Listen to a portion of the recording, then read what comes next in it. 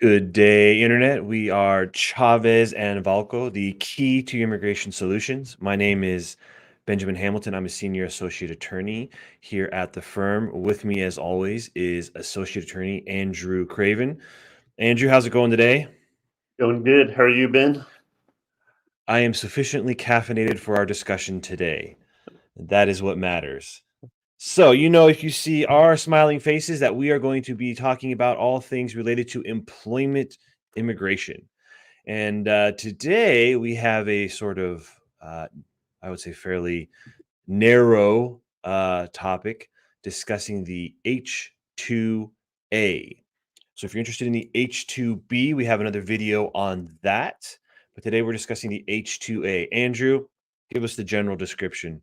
What is the H-2A? So the H-2A is for foreign workers from certain listed countries that come here to perform labor or services in the agricultural sector on either a temporary or a seasonal nature. So, like the H-2B, it's a temporary or seasonal visa. The main difference being that H-2B is for everything other than agriculture, and H-2A is limited specifically to agriculture. So, what are some of the countries that are listed? So the big ones are, Mexico, Honduras, El Salvador, but also places like Israel, Nicaragua, Singapore, and the whole list can be found online. The Department of Homeland Security regularly publishes the list of approved countries. Right now, I think that list is around 80-ish countries. So as an employee looking to come to the US on an H-2A, the first thing you need to do is double check whether or not your country, your nationality is listed. So this seems like it would be, somewhat straightforward, but what do they define as agricultural work? So farming, raising livestock, any practices including forestry or lumbering that are incidental or in conjunction with farming operations. This includes preparing stuff for market and delivery, storage, transportation, all of that good stuff, just as long as it's related to uh, farming production. And so, of course, the key here is that the work has to be of a seasonal or temporary nature. So, how do we define seasonal? So it's seasonal when the need is tied to a certain time of year by an event or pattern, such as like the annual growing cycle, that requires labor levels that are above those necessary for ongoing operation. So it has to be just for, say the harvesting season or the planting season. And then, what about temporary? So that's employment that's just, uh, excuse me, lasts no longer than a year. So, when we're talking about the H-2B, one of the sort of most difficult things is determining whether or not, the work is seasonal because, these are all types of work. And some, areas of work line up very cleanly, and, obviously others don't. This seems like a little bit more clear cut with agricultural work because you start thinking about the time to seed and the time to harvest, and it seems to be a little bit more clear cut. But there's also a lot of gray areas there. For example, you now have, for example, you get tomatoes year round because there's greenhouse operations, right? And so a lot of times they can run into these difficulties where they do need workers, but then they're getting pushback from the Department of Labor where they're kind of like, well, what's your season? Because like, well, we're planting in this greenhouse, but we're harvesting in this greenhouse, and it's like a year-round operation. Um, I know personally, I have a lot of family in the state of Idaho, and I know up there, obviously, a lot of agriculture and a lot of that is clearly seasonal. But one specific area is dairy, where a lot of dairy operations tend to be year round. And so they can, again, sometimes get pushback from the Department of Labor as to whether or not, it seems kind of like kind of like a stupid limiting factor for some of these for some of these farm operations. But that's just the way it is, right? It has to fit into either a season or a temporary need. Um, and sometimes another issue you can run into is you can have one farm that, based on certain crops, would hypothetically argue that it has more than one season. Like, this crop gets planted later, so it gets harvested later than this crop. And maybe we have crops, but maybe we also have sheeps and goats, and there we have a need for that. So it can sometimes get a little complicated. So, Andrew, the procedure for a lot of these visas is what is the most complicated feature. What are like the basic steps we have to go through to get an H-2A? So just kind of the broad overview of those steps. First, you're going to file a job order with the state workforce agency wherever the farm or agricultural process is going to be taking place. After that, you're going to file an application with the Department of Labor, then go through a series of recruitment steps. Finally, you file your petition with USCIS, the Department of Homeland Security. And then after that, once you get the final approval, your workers will go through the process of actually getting their visa to enter the US. So step one, you have to file a job order with the state workforce agency. The form is referred to as an ETA 750A. When can we file this? That needs to be done 75 to 60 days before the date of H-2A employment. So again, this is if I think I need these guys here on a specific date to start with the harvest, you have to keep that in mind as well. When am I going to start the application process? Because you want to make sure that you're able to get people in on time. And again, you say one of the questions is, well, why do we file something with the state workforce agency? Well, because with a lot of different residency and visa categories, you're actually required to test the U.S. labor market. You're required to try and recruit U.S. workers to fill these positions before you are able to get the immigrant. That applies to the H-2A, the H-2B, and then a lot of residency processes. Now, we all know that, I mean, pretty much zero Americans are going to apply to an H-2A job. I mean, just no, it's not going to happen. So the second step, file an H-2A application with the Department of Labor. What form do we use there? So for that, it's the ETA 9142A. Just any number of forms with unhelpful names. Yeah, and the big difference is that the state workforce agency ad is all, it's a recruitment ad, so it's about the position. The 9142A is where you put in the position, but that's also where you're making your seasonal argument, right? You're having to um, justify that you do in fact qualify seasonal or temporary, and you're also having to justify the number of workers you're requesting. You can't just throw out a number and be like, I need 100 guys, right? They're going to want some evidence, so you put in a statement, like a written statement, and you can actually upload documents, supporting documents to support it. But it's in the 9142A where you're really arguing that it is seasonal and trying to justify how many workers that you are requesting. What can you tell us about the recruitment? So the recruitment, a big part of that is that it's going to go on for 50% of the period of employment. So basically, for the whatever season you have set, the recruitment is going to keep going on about halfway into that. And then, do you want to jump into some of the important details on that right now, or hold those for We'll get later? to that in a second, but what's in terms of recruitment? And am I running online ads, newspaper ads? So you're actually going to have a post with the state workforce agency. So they're going to be advertising it, as well as the Department of Labor is actually going to. Uh, sorry, the requirements have shifted from newspaper ads to online ads.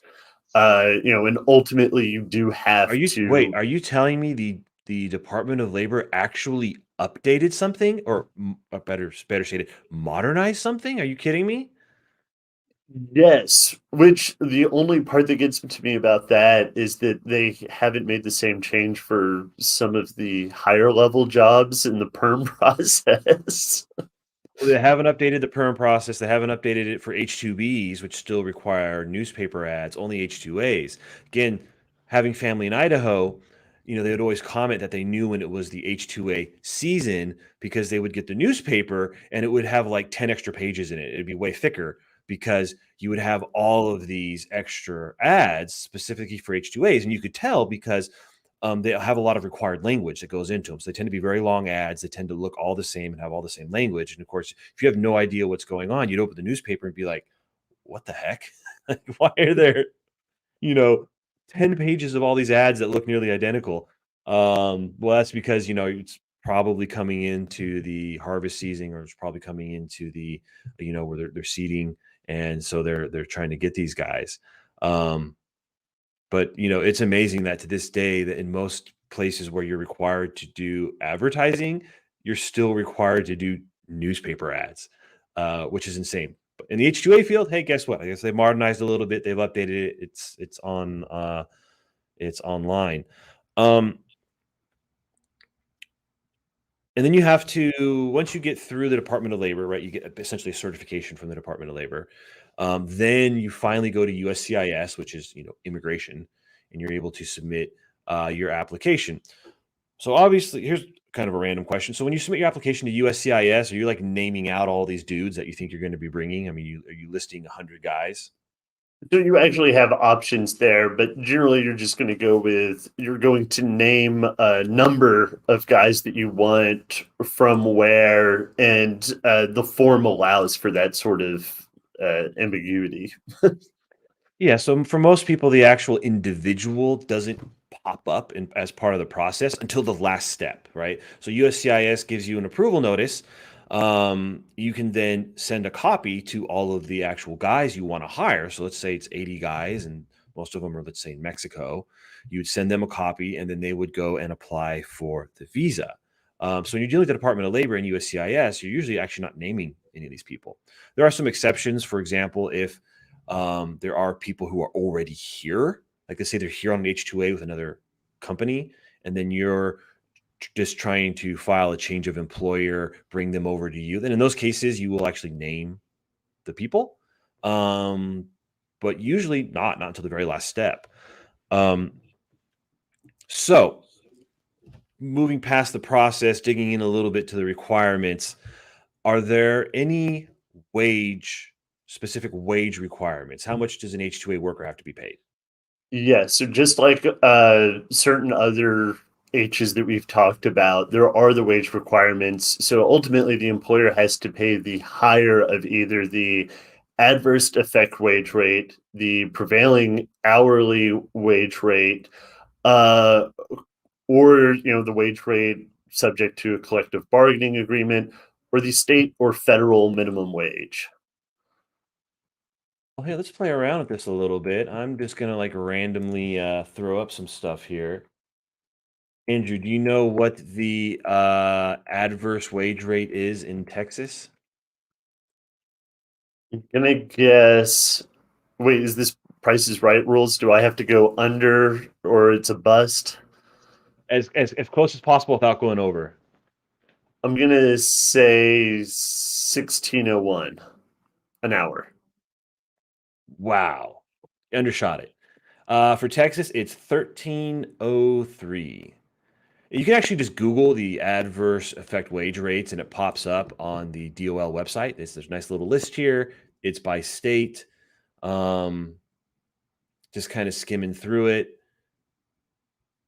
Because it says the higher of the minimum or prevailing or adverse. I mean, I'm just skimming through this. All the states that have a higher minimum wage, clearly they have a higher adverse wage rate. Like California's a 16. So you can't, in Texas, minimum wage is 7.25 an hour. You can't pay these guys 7.25 an hour. I mean, at a minimum, you're going to be paying them 1303. And I was actually cross-referencing that with let's see. Let's go with farm workers with the prevailing wage rate, 45,2092. This is fun in real time, looking at salaries. I was trying to beat you to it, but I'm going to stick with my answer of 1601. Well, hey, look, the workers that are going to come to work for you are going to be very happy, uh, because they're going to be getting paid better than a lot of these guys. And again, this is the minimum. You can always be, someone can always pay more. Um, Here we go. Farm workers and laborers, crops, nursery, and greenhouses. The H-2B rate is 12.65. So it's $10 to $13 an hour. So it looks like in Texas, you'd probably be with the adverse wage rate would be your most likely um, outcome here. Um, but when you submit all this to the Department of Labor, when you submit your certification, they're the ones that actually come back and select the actual wage rate. Um, This is just us trying to kind of guess ahead of time to know what it is. So again, if you're in the state of Texas, it looks like you're going to be around $13 an hour. And I think the highest I've seen is 1634. And again, these are the minimums. Someone can always offer to pay you more. So again, circling back to like the recruitment state workforce agency ad, we were talking about there was a lot of required language that goes into these ads. And a lot of that language is about workers' rights and employer obligations. So I think it's important that we kind of discuss some of those. So what are some of the things that the job offer must contain? So, I mean, kind of basic job qualifications, job requirements, also a prohibition against preferential treatment of foreign nationals. Um, the minimum benefits, wage, working condition. It's got to talk about the housing, compensation, tools, other equipment supplied, meals, transportation, to and from the employment, and between living quarters and work sites. We'll get more into some of those requirements later. Guarantee of the work for 3/4 of the workday. Agreement to maintain accurate and adequate records, including the nature, number, hours of actual payment to the workers, as well as provisions of provisions to workers of hours worked, hours offered, more about the pay, the effect of employees on abandonment or termination of the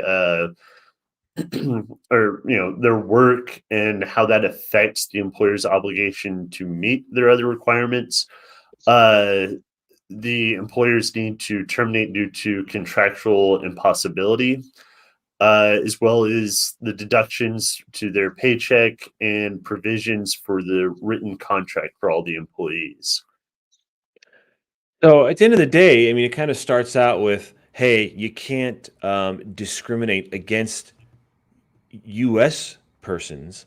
So that's kind of that where it starts out, and then all the rest is basically protections for the actual workers. Because you can see where this is like an area where it'd be ripe for just abuse, right? Because a lot of these guys, are not going to be super well educated. They're not going to speak English. A lot of them, come from, are poor and a little bit more desperate, and so it's there's a lot more sort of room for abuse, especially when a lot of these guys are working in areas that are very rural and they're not as easily in contact with people who could help them out. So obviously, there's a lot of protections that go into here to make sure that these guys are justly treated. Here's another random question: Can an H-2A can an individual with an H-2A visa potentially have more than one employer? Yes. Just in short, yes. Yeah, I mean, this is one of those things that has to be sorted out at the get go. So, like, for example, when they're going to apply for the visa, they would have to actually have both approval notices from each of the employers, so that when they annotate the visa, they could put both on there. But it is possible to do it. Now, as an H-2A employer, what happens if I have multiple work sites? So the big question is, how close are these work sites together? So you can have multiple work sites. You do need to list them all out, uh, like you said, from the get-go. But also, if they're not within what would be considered a normal commuting distance, then generally that means that you're going to have to file separate applications. Yeah, so it's like if I got a big farm and I need y'all to go to work in the field over there, and then okay, now y'all got to go work in the field over there, and that's normally fine. They're all kind of within reasonable commuting distance, but you could have a scenario where someone's like, "Well, I got a big operation and I got cattle down in Texas, and now I got to send you up to look at my wheat in Oklahoma." I don't know, something like that, where they're clearly in separate, not within a reasonable commuting distance. They're actually in what's separate, what's called metropolitan statistical areas. If that were the case, then you would actually have to get a separate labor certification for each area. So if you're like some major farming operation with operations all over the place, you would have to submit multiple applications for each location, because each location, as we just kind of discussed, has different prevailing wage rates, or a different adverse wage rate. Um, so that's why you can't just get these guys and then send them wherever you want. Um, so what are some of the things that the employer is required to provide the H-2A employee? So one of the big ones is free housing if the worker is not reasonably able to return to their residence within the same day. And then just kind of a caveat to that is that family housing doesn't necessarily need to be provided for family members unless this is the prevailing practice. Yeah, and this is one of the distinguishing factors between the H-2A and the H-2B. Even though they're both seasonal temporary work, only the H-2A was really the only visa that requires that you provide housing. Well, I guess nanny visas, but anyway, that's a whole other thing. Um, and it makes sense too, because again, you're talking about these people. A lot of them are in the middle of nowhere. It's not there's no whereas a lot of H-2Bs are like, I don't know, construction or like landscaping, and so they're like in metropolitan areas. A lot of these H-2A jobs are in the middle of nowhere. They're like in the middle of nowhere, West Texas or southern Idaho or Kansas. And so it's logical that you have to provide housing. Now, of course, one of the biggest sort of issues there. Let me find the actual terminology. The employer must provide secure housing that meets all applicable safety standards, right? Of course, that's where the areas where you see a little bit of arguments, where maybe the employer is providing housing, it's just some trailers on the land, and they're not really that good, and that's where you see these arguments about, well, does it meet all applicable safety standards or not? So, what else does the employer require to provide? So they also have to provide a minimum daily travel substance to and from the employer provided housing to the work site. So, you basically can't sit there and charge them for getting to the work site. Yeah, so in this case, it's like, hey, we have a passenger van comes and picks up the dudes at the with the housing, and then takes them out to the field, right? And you can't charge that back to them. You have to provide that, sort of free and clear. Because we have seen scenarios where employers have tried to do that, where they've tried to like take out deductions for housing, and they try, and of course, take out deductions for travel, for all this stuff. And if, of course, it finds out that they're doing that, not only will they get in trouble with immigration, but they'll get in trouble with the Department of Labor, and they can end up owing all kinds of essential like back wages and stuff to the employees. So what else must they provide? So they also have to provide 3 meals a day to the employees or free and convenient cooking and kitchen facilities. And this is another area where you can't profit from the meals provided. You can only charge the actual cost, not to exceed, certain regulations that are in place, uh, unless the employer requests a higher meal charge. Wait, you mean they can't do what like a lot of, I don't know, stadiums do or something, and go buy a bunch of frozen hamburgers at Costco and then charge $15 for it? No. And as you were alluding to, and don't want to get into all the details, but violation of all of these requirements does have hefty penalties. Yeah, and again, it can lead to like labor and employment and wage and hour lawsuits.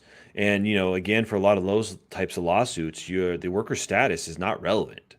Um, in the sense of someone maybe who like overstayed or something. But anyway, yeah, never an immigrant should never be afraid to address wage and hour and labor and employment issues, regardless of their status. What else are they required to provide? So workers' compensation insurance, that's pretty straightforward. They also I have to mean, provide a, oh, sorry. no, I mean, I can see a guy, working a job where he's walking bent over 10 hours a day, swinging a sharp knife, chopping lettuce heads. That's like, yeah, it's probably a good idea that they have workers' compensation, some insurance in there. When you have, something that's a high rate of potential injury, not just like a direct injury, but just being bent over or in the sun all day long, right? That's going to lead to problems. Um, No, what other things definitely are they very required? intensive. So they also have to provide a copy of the work contract to each of the H-2A workers, and all of the corresponding domestic workers. So your US and your foreign employees have to get a copy of the work contract.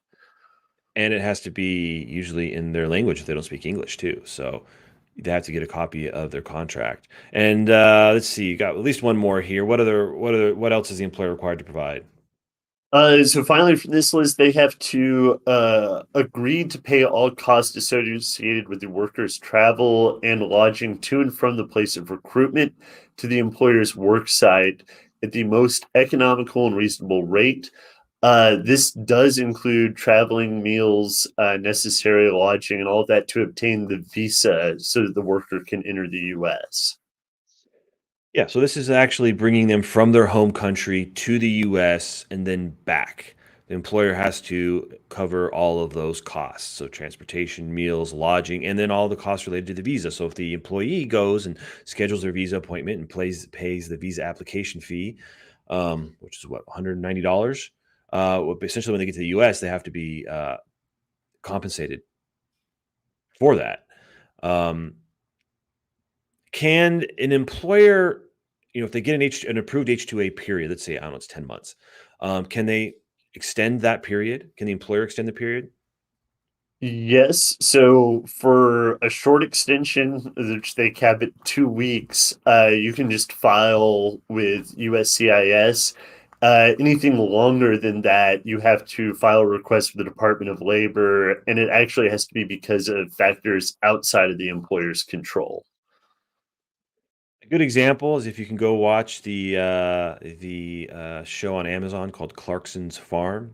This is Jeremy Clarkson from Top Gear and Grand Tour fame, has his own farm in England. And it's funny to watch, all of the different ways he can screw up farming. But an example there would be like, you're looking to plant, but then all of a sudden you get really, really, really, really heavy rains for days, right? That are not normal. And then next thing you're 3, 4 weeks behind, 5 weeks behind on planting, which of course puts you 4 or 5 weeks behind on harvesting. So you can see where you could say, hey, we need an extension due to factors outside of our control. Obviously, we're talking about agriculture, a lot of it's due to weather.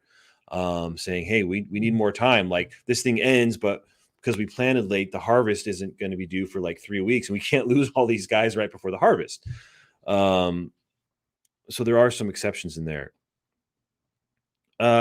So what are some other requirements? So just some other basic stuff. Big one, wages have to be paid free and clear. So I know we talked about this with the H-2Bs, but any deductions from those wages have to be stated in the job offer. So, essentially you're getting clearance before you do that.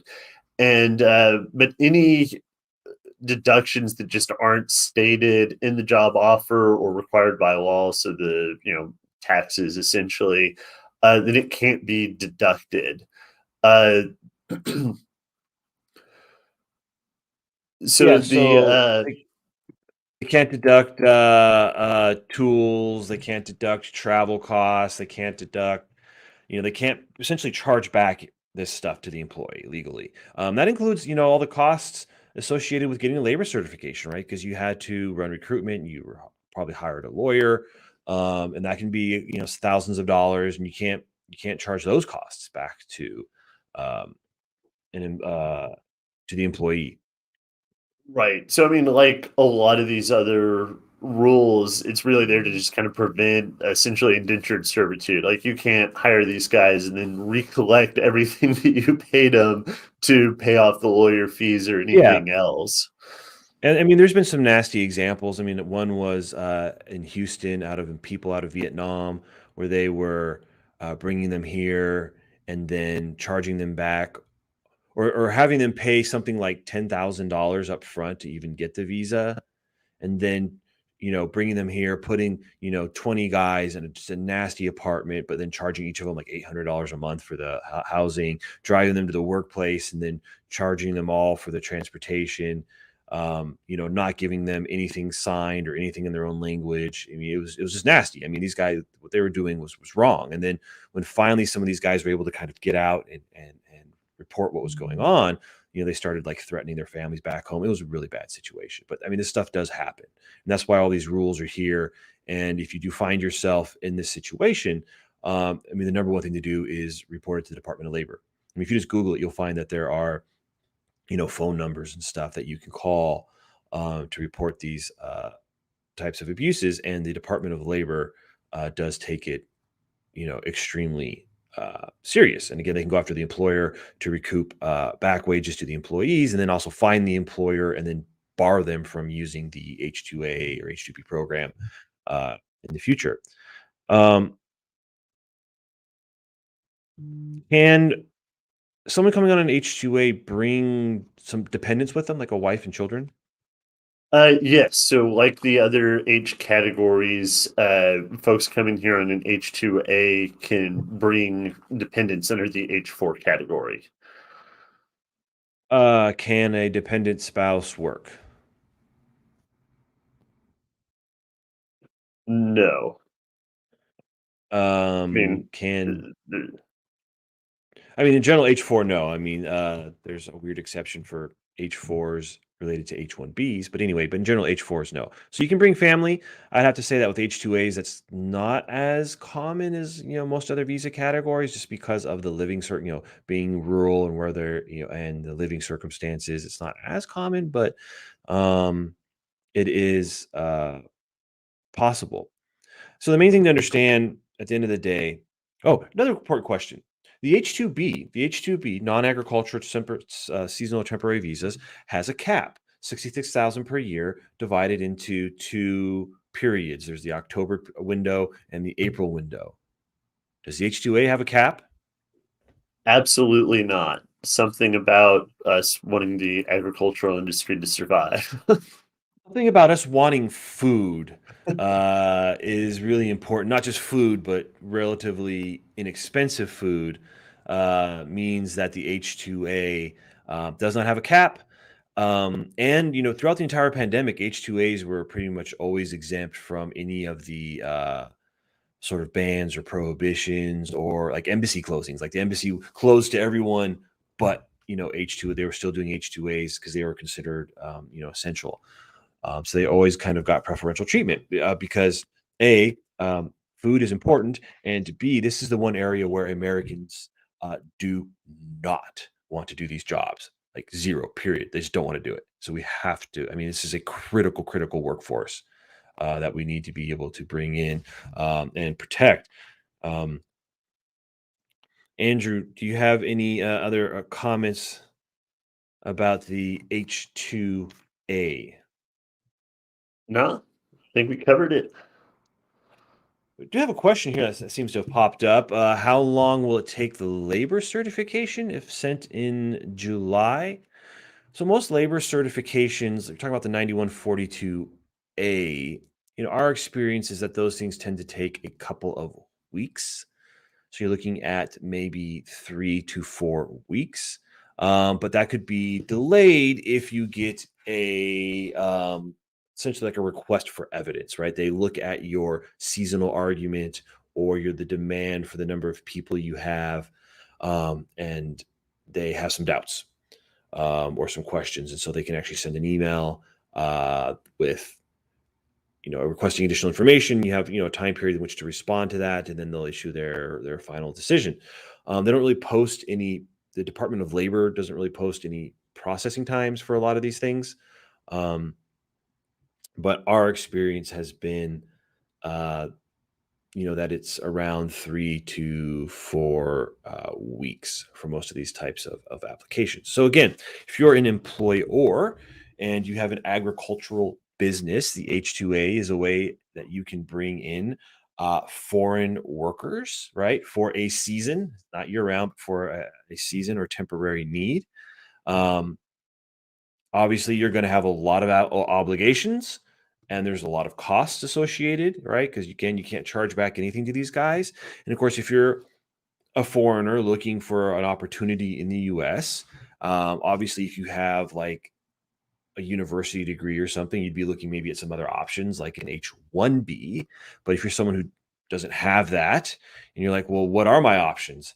Then you should look at the H-2A to work in agriculture, then the H-2B to work in anything else, right? A lot of that again is like landscaping, construction, and stuff like that. And again, a lot of these, you'll notice that a lot of the countries where we use a lot of these people, like Central America and Mexico, there's a lot of these companies use recruiters.